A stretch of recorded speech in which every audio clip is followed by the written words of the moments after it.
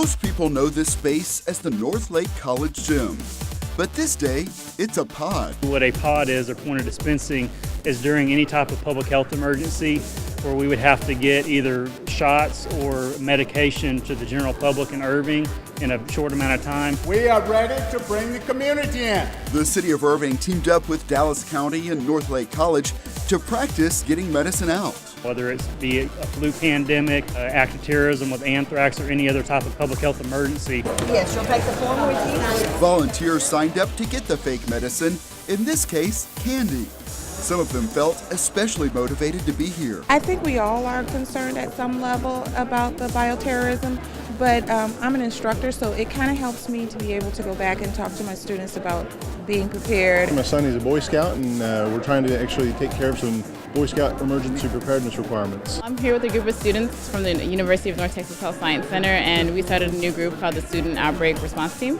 And so we're trying to figure out ways you can get involved and see what's going on in the community. They go through the line and up to tables to get their medicine. You don't have any health issues. Prescribe this doxycycline. And just as would happen in a real situation, some are sent for further screening. How old is the child that has a seizure? 17. I am the physician for the drill. And anybody that's not medically cleared just off the bat, they come over, a physician would actually get their medical history and then prescribe whatever's needed for their treatment. In addition to all those volunteering to receive the medicine in this drill, there are also a lot of volunteers working here.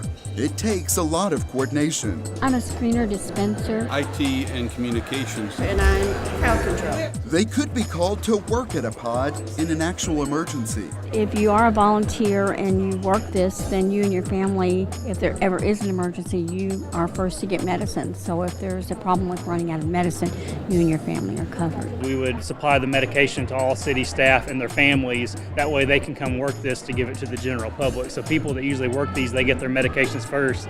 That way they're not worried about, getting sick or anything like that. That way they can get it out to the general public.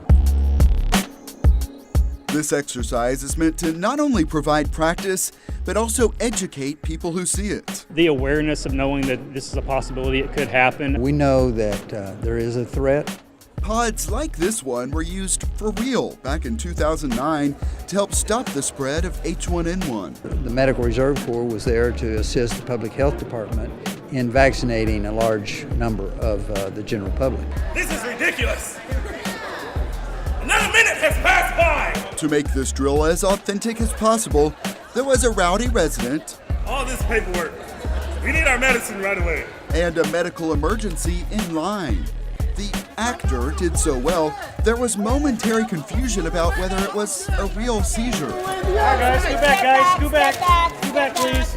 Turns out it was an act, just one part of this point of dispensing exercise.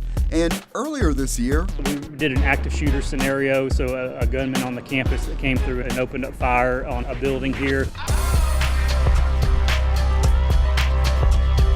Just like that we've been seeing kind of all throughout the country here in the recent past and not so recent past is an active shooter mass casualty incident.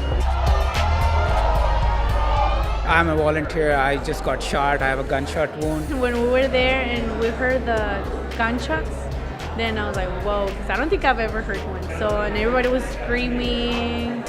We weren't allowed to catch every stage of this drill because police want some parts to be confidential.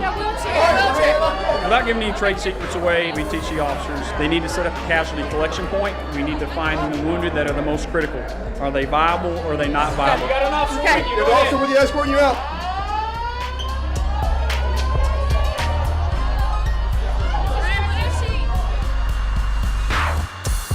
Anytime when you have this many moving parts, obviously our first and utmost responsibility is going to be safety. Safety of the officers, safety of the actors.